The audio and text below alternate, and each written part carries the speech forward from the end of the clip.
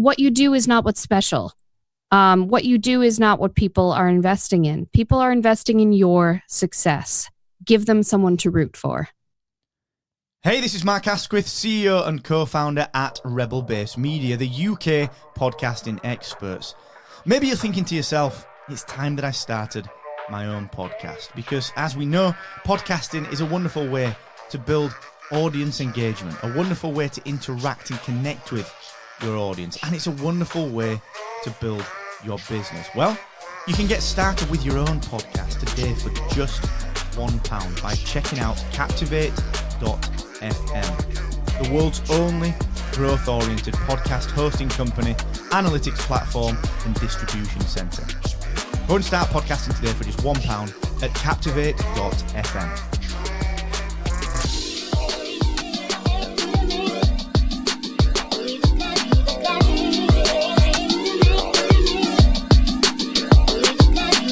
Hello and welcome to this episode of Marketed Not Live, the podcast for marketers who are looking to their own community to find out what's working now and, importantly, what's around the corner. Now, in every episode, we're going to bring to you a guest to talk about a specific marketing topic that's going to help you broaden your horizons from whatever little echo chamber you live in. So, if you're into social media, you can learn all about things that are SEO, branding, customer experience, just much more by listening to the people who are doing this stuff, just like you're doing it as well. In other words, your peers. We're going to have the speakers from last year's event and this year's Marketed Live as well, and many others. And of course, this year's event takes place on Monday, the 30th of September 2019 at Nottingham Contemporary in that there Nottingham. We'll also have you with us too, our wonderful community of attendees, wannabe attendees. Your experience in all of this is just as valid as anyone else's, so we would like you to interact with us, to send us a tweet or connect with us on Instagram, reply to one of our many Bonjoro messages that we keep sending out to you. Give us your opinion. If you want to email that in, then you can do that at hey@marketed.live, and as we get them, we'll try and include them as many as possible.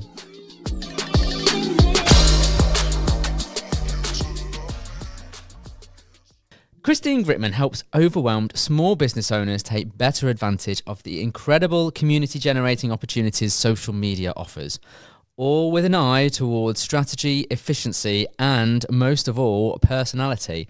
I am so chuffed to welcome Christine to Marketed Not Live. Hi! Hey, I'm chuffed as well. There we go. I'm going to throw in as many British idioms as possible. This all stems from our little get-together down in London after last year's Marketed Live. Wasn't that a great time? It was so awesome. It was such a great time. I have such great memories of you standing by the Amy Winehouse statue and doing your thing. And drunkenly singing Valerie a cappella. Yeah, well, why not? Why not? When in Camden... I do that everywhere, man. Well, you did it at Tommy Con as well, didn't you? Or you did something similar in the karaoke room? Probably. Well, it's lovely to have you on the podcast. I want to ask you lots of questions, really, about what it is that you do. And I invited you on Marketed Not Live, well, for a couple of reasons. One is you're a proper member of the Marketed Live community.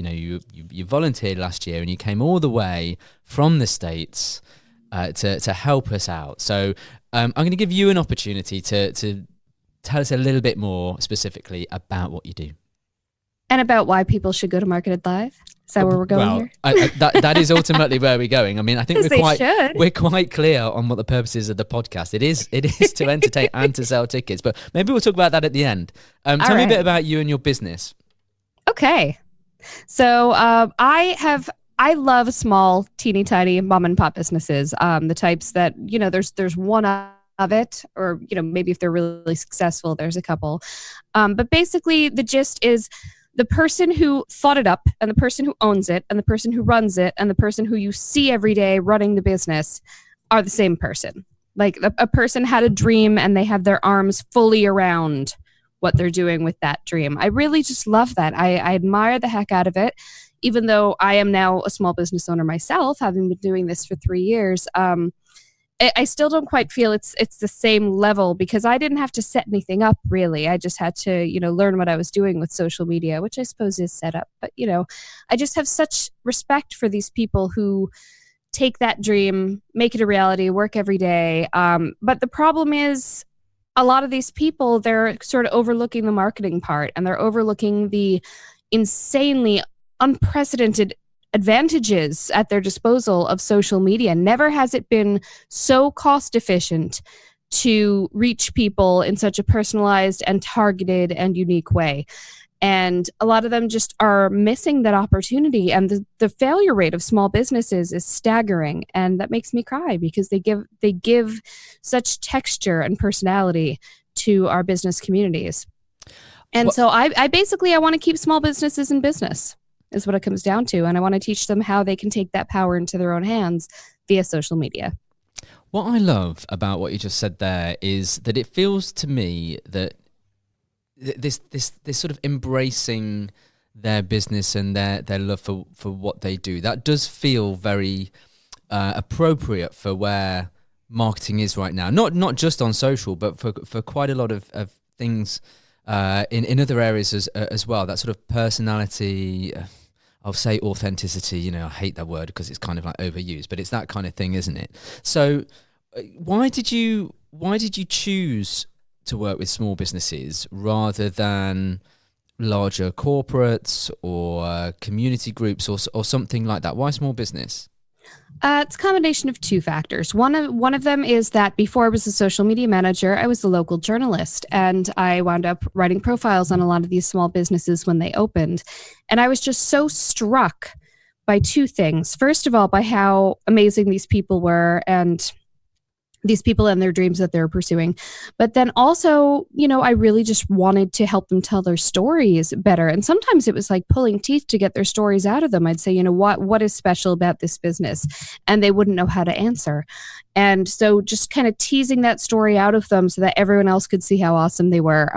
That really left an impression on me. And then later, when I left journalism and went into social media strategy, I realized, I said, well, I loved telling their stories before, and I loved helping them tell their stories before. And why can't I do that now in a way that will actually provide a monetary benefit to both of us? And then the other reason is imposter syndrome, quite frankly. I feel like I can't roll up to a big company and teach them what to do, because I feel like they have all these marketing people with their spreadsheets and their data. I work with the little scrappy guys who are beginners and saying, please help. And I am trying to get out of that mindset, actually. I'm trying to revise my mindset to be that of small to medium businesses.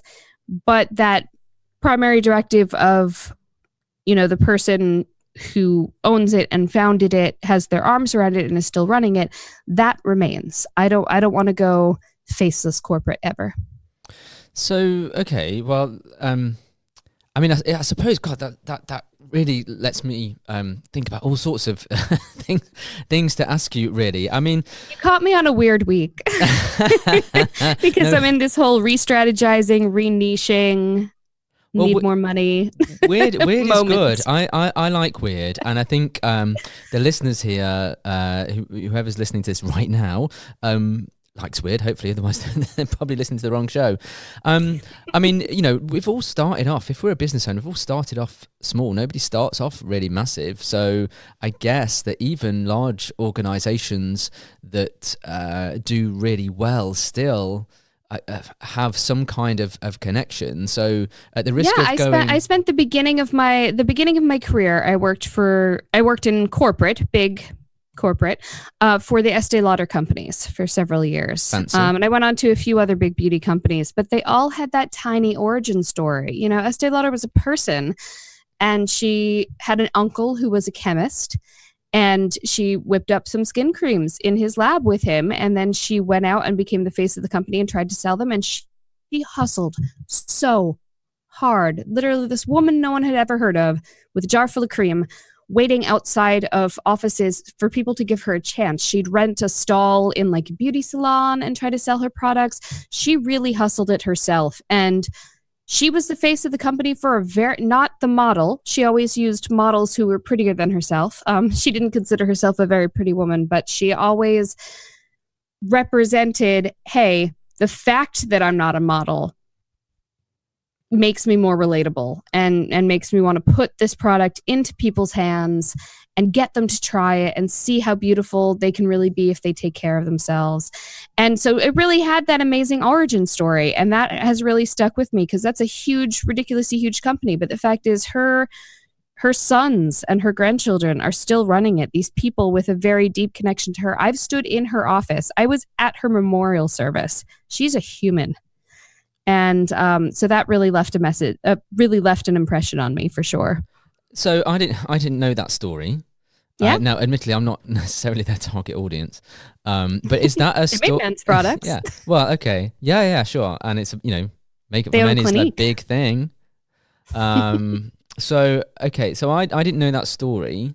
So is that a story that they still tell, or do they no longer tell that story? It depends. I mean, it's not really a part of their public story as much as it used to be. It did used to be. And I know that her granddaughter, Erin Lauder, is very into that story. She really connects to that, not mythology of her grandmother, because it's very true. She really connects to that kind of iconic story of her grandmother. But I think in general, the company realizes that in order to be huge and the leader that they want to be. And I think she was a bit like that too. I think Mrs. Lauder, when she was alive, did kind of like the idea of it being larger than her and larger than life. There's sort of a duality there. There's a connection in the corporate offices, especially the higher up you rise within the corporate offices, you connect more to the story, I think. But in the public persona, I think they don't do it as much. I think it's more about the internal marketing in a way. So values and things like that. Yeah. The values definitely remind you always that it is a family company, even though it's public. So for a small business that you're working with, or for any small business that might be listening to this, what are the key things that you think should form part of that story that they should be telling about their business? I mean, irrespective of output type, like whether it's social media or a printed flyer, what the key elements of that story that they should tell? So this is so hard for a lot of people to accept, but they really do need to rock the personal element of what they do, the fact that there are people there. Because the fact is, why would I go to the shop down the street when Amazon has the same thing cheaper and they'll deliver it to my house? And the reason is because, first of all, you have a connection with that person and you feel like you're helping an actual human to succeed. But second of all, you're buying that human's taste. A human is selecting the merchandise. They are not, and I don't just work with shops, I work with all sorts of people, but it's a very easy, accessible example of a mom and pop business. You are buying the taste and hard work of that person. You're buying their vision. They don't have data making their decisions as to what they will carry or what they will produce.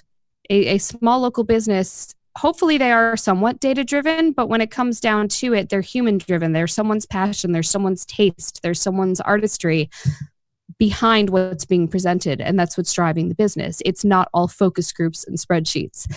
And I feel like there's a value to that. And I feel like we're having a re-backlash. So as we know, part of why small businesses and even shopping malls, all these things, part of what's killing them is the huge behemoths like Amazon and, Target and Walmart and whatever you've got over there, the big guys.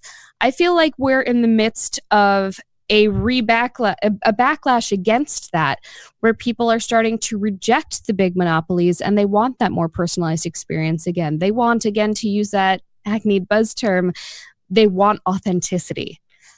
And I also feel like they're seeing what that behemoth economy is doing to small businesses and doing to the personal economy. Because when it comes down to it, if all the money is going to the big companies and none of it is going to the little guys, then the little guys don't have money to spend at the big guys. And it sort of trickles down and ruins everyone's economy.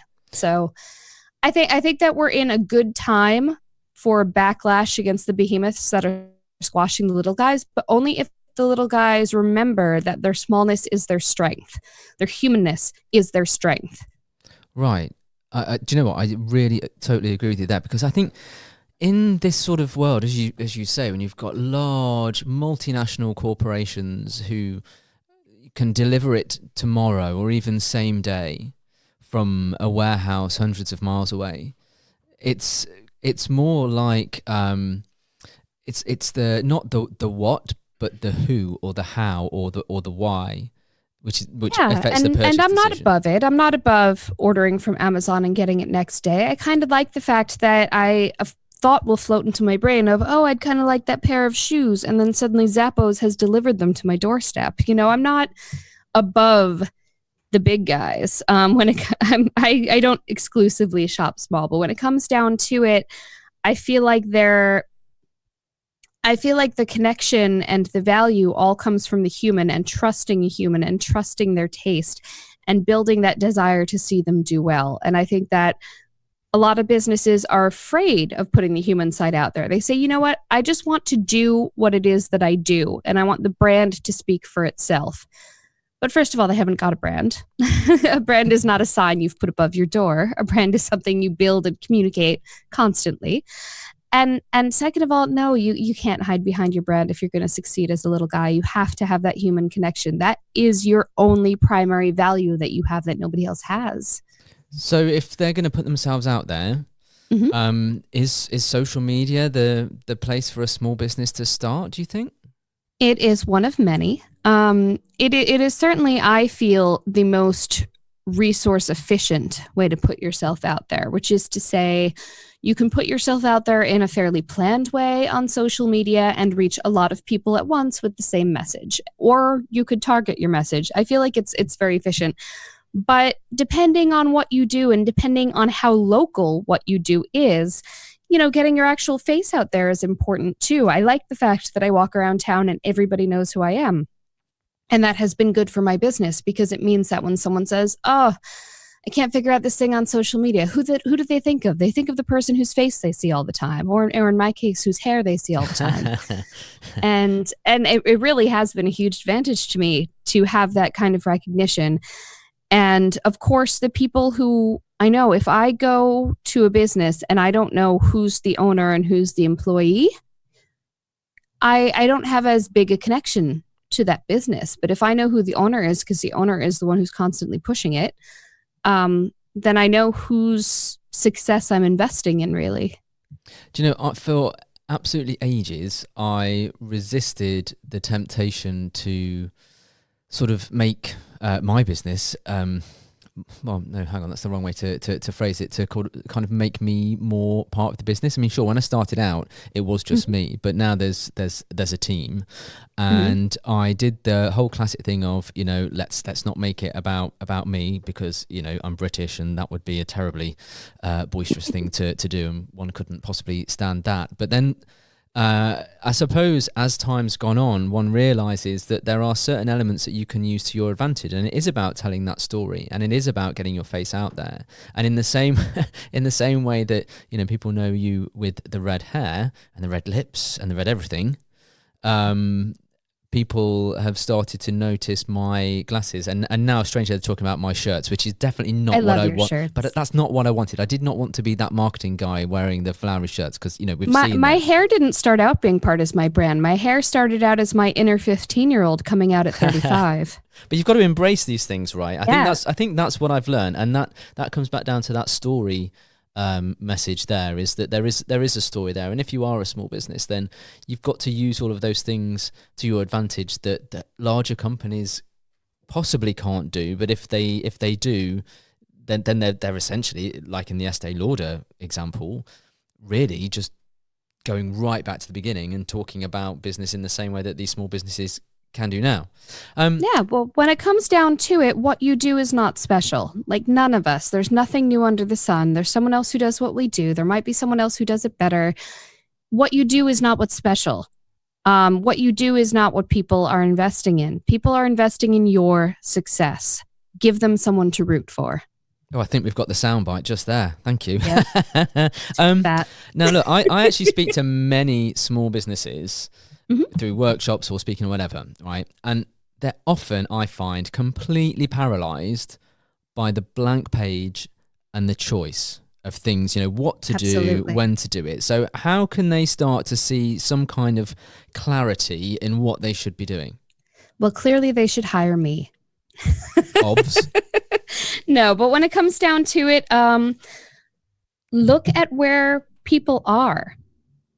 I mean, that's really what it is. If you're someone whose audience, well, let me back up. A lot of people think first about what they should be putting out there, that blank page that they're so intimidated by. They think about, what am I going to broadcast?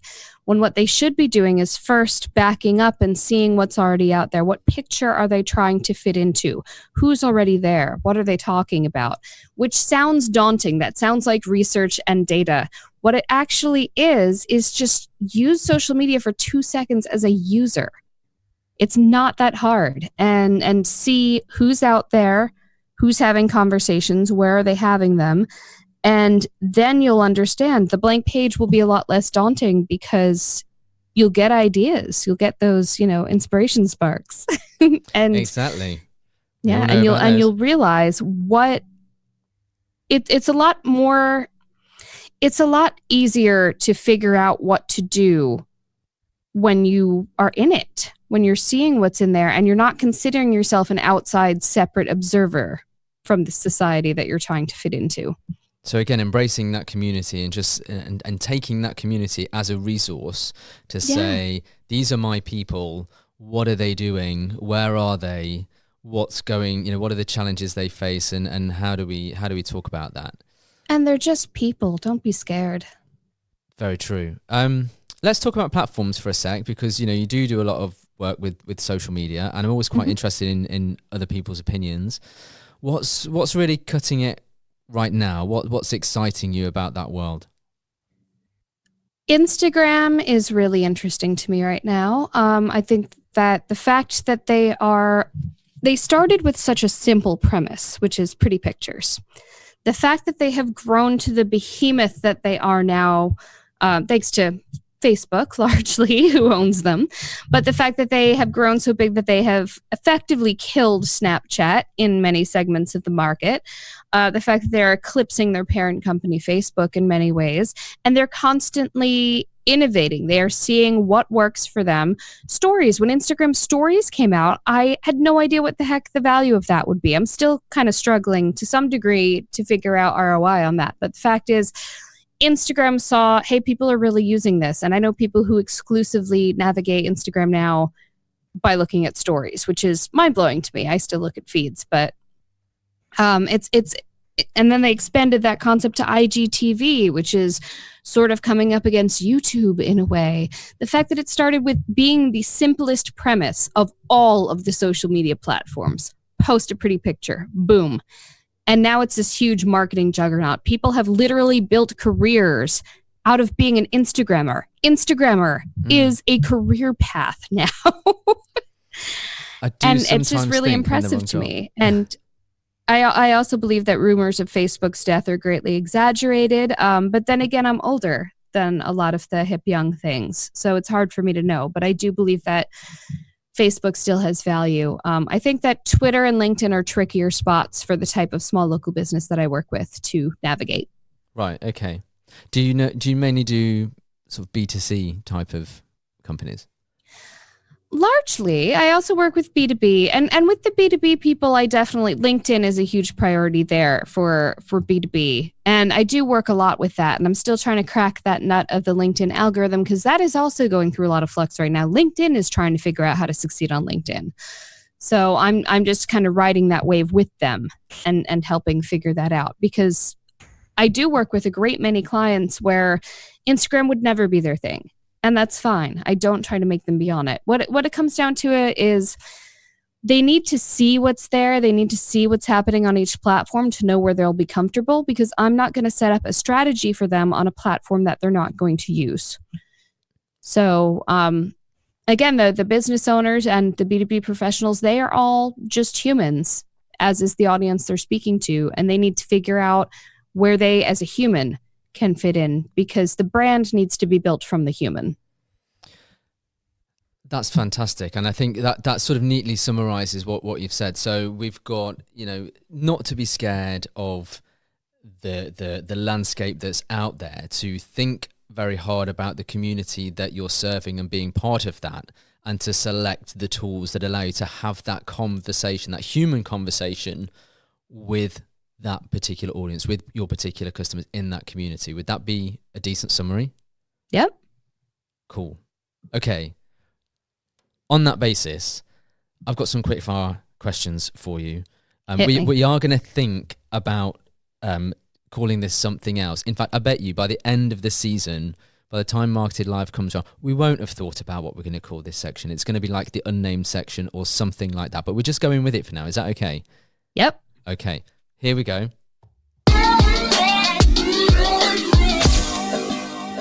You'll find out it's not actually that quick fire either. So I've just got a few questions. Just give me your first thoughts on this. It doesn't have to be a one-word answer either. You can go into detail if you wish.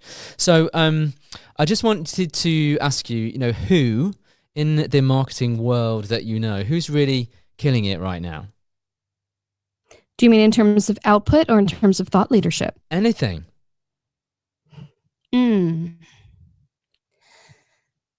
It's so funny. I would not have thought this would be the first name that would come to my head, but Stephanie Liu is really doing very well on both counts. I feel she is a leader in video, and I feel like, first of all, everything that she puts out in video is just really consistent in quality and look and feel, but she's also educating her ass off. Like, she is staying on the cutting edge of things and letting everyone else know. So her perfect, gorgeous, shiny videos are not in glorification of herself.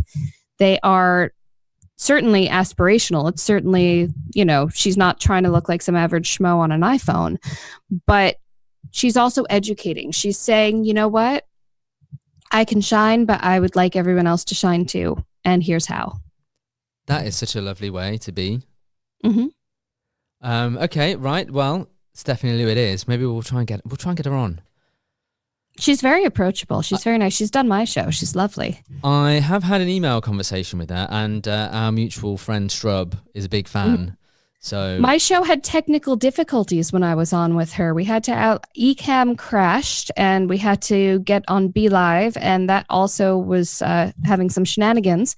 So and she was lovely and patient and forgiving and continued shining. She didn't feel like it was beneath her to deal with these technical difficulties.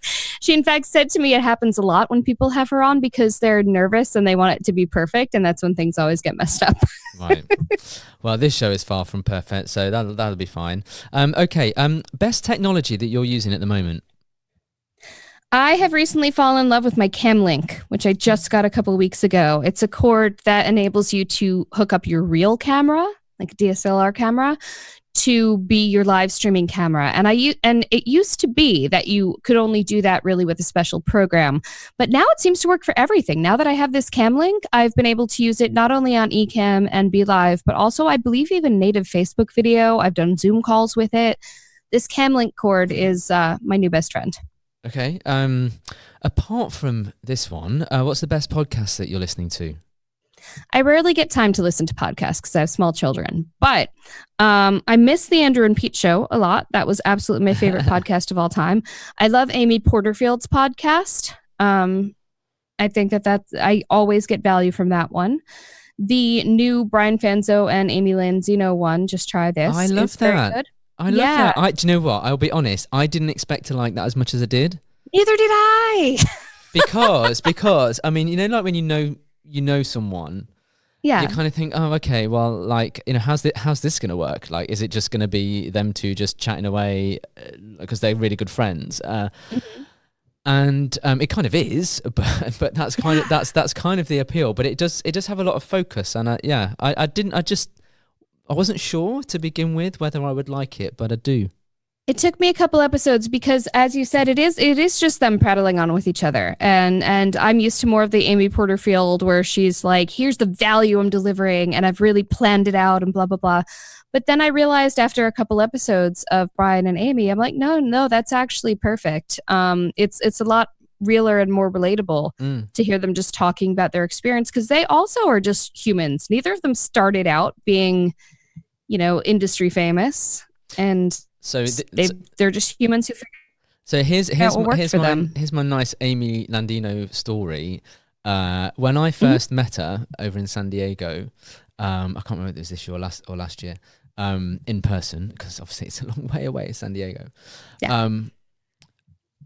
I really loved the fact, and this is so silly, because like, why would she not say this? But she went, I said, "Hi, I'm Paul," and she went, "Hi, I'm Amy," and sometimes you kind of think, well, yes, I know who you are, but I mean, why would she not introduce herself with her name? But I just thought, I don't know whether I've been putting her on a pedestal or something perhaps before, but I just, she's a very lovely person, and I don't know, I just thought it was super nice. I almost had the opposite, which is that the first time I met her, and she would never remember this, I felt like she basically looked through me. But now that I've actually listened to her stuff, I've realized she's an introvert. She was not looking through me because she thought she was better than me. She was doing what she had to do to kind of get to where she needed to get. She was about to speak on a stage. And so the fact that she has talked so openly about the fact that she is ultimately an introvert, and that this doesn't come naturally to her, that immediately made me go, oh, that had nothing to do with me. That had nothing to do with her thinking anything about herself. That was just, her energy needed to be where it needed to be at that moment. Do you know, this is and that changed everything. Totally going off topic, but I am absolutely flabbergasted at how many of the people that I see on stage turn around and say that they are an introvert. Huge numbers. It's about energy management, and some people are in a position where their energy allows itself to be managed in a certain way. Like me, for example, I'm super outgoing and friendly when I'm in a circumstance, but I need to prepare for it and I need to recover from it. And no one would ever guess that of me. My husband is 100% pure 24/7 extrovert, and we'll be on a car ride and our kids will say, "Shh, stop talking, I need to nap." And my husband will be physically pained by being restrained from talking. And after a little while, he'll whisper something absolutely meaningless to me. And I'll be like, what? Because he just needs to make conversation. Like, he's bursting. And it's fascinating to see the contrast there of where people's energy goes and how it flows. And again, some people are able to pull it together to be the way that it needs to go in a given situation. Some people can mold it, but sometimes you can't. It's just in there. Okay. Energy will flow the way it flows. It will for sure. Right. Okay. Another quick question. Tangent. I like those stream of consciousness conversations. That's you why don't we know get where you can along. end up. Yeah. Right. Great ad campaign or some kind of campaign that you've seen, whether it's local TV, radio. What have you seen that inspires you or has inspired you? I hate using a big guy for this, but honestly, Pottery Barn has my number, man. Just the level of, okay, so I constantly see their interactive ads in my feed, and I don't see a lot of interactive ads in my feed generally. Not enough people are using them properly. But first of all, they will find things, not the things I've looked at on the website, because I've been avoiding the website because I've got no money, but they know what I'm looking at elsewhere too, because they will put before me things that are perfectly to my taste and invite me to kind of scroll through them. Oh, and then I'll realize, click for a whole experience, and it'll be gorgeous and perfectly laid out. It's like a magazine just for me. ModCloth, which is a women's clothing manufacturer, they are killer at this. They do it a little too hard, where the pair of shoes you've been eyeing will follow you all over the entire internet. So it is kind of a bother. But they also do that really well. They put things before me that aren't what I've been looking at on their site. It's what I've been looking at elsewhere. They perfectly figure out my taste, and they present a whole experience that makes me want to click. And before I click, I'm like, I know what you're doing. Yeah. I know that if I click, I'm going to be haunted by this throughout the entire internet for the next 3 months. But it's pretty. Do you mind that? Do you mind that personalization of ads? Not at all. My husband used to work in web advertising technology, and we've had lots of conversations about this because we know a lot of people who have that concern of, oh, I hate that the internet is following me everywhere. I hate that they know so much about me. He and I are staunchly of the opinion of, great, I'm glad I'm seeing things that are actually tailored to my interests. I don't want to see advertisements for stuff I don't care about. So we actually think it's a good thing. But then again, we've been in advertising. So okay. Yay, evil. Yeah. Right. Okay. Final quick question. Well, there is another one after this, but that's kind of like a closing thing. Why, having been to Nottingham in last year's Marketed Live, why should someone come and see us in Nottingham in September? It has a really good combination. I go to a lot of conferences, and the thing you need from a conference is two things. And if you only have one or the other, it's going to suck. The people and the information. I would argue the people element is actually even more important towards not feeling like you've wasted your time at a conference. But the fact is the information is also killer too. You take really good care to ensure a lineup, not just of speakers who are talented at speaking and will provide value, but also making sure it's not the same session, over and over again. You have a good mix of information and really dynamic speakers, but then the people, the community. I was sitting through sessions bursting to talk with my friends about them who were right next to me, and we got the opportunity to do so. There were breaks.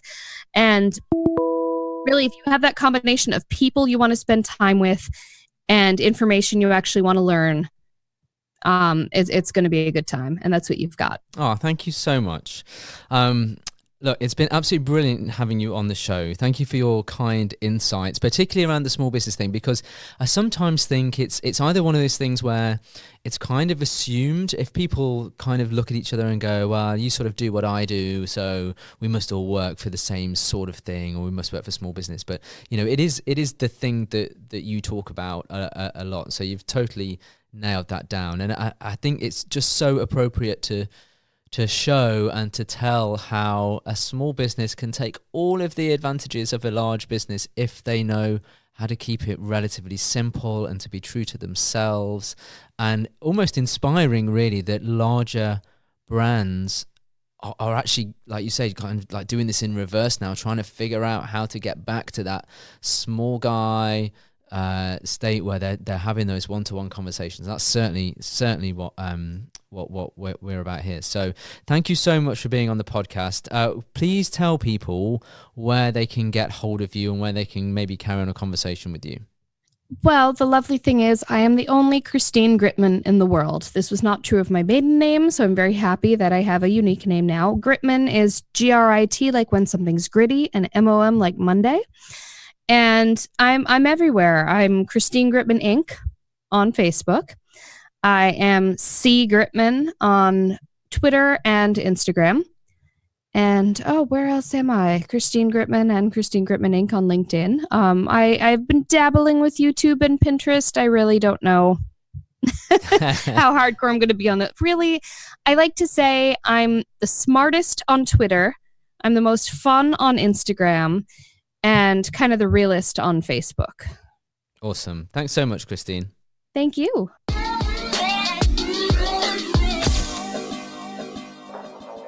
Well, that's all for this episode of Marketed Not Live. If you've enjoyed today's show, please leave us a review on the podcast platform of your choice and help spread the word about this and about Marketed Live 2019.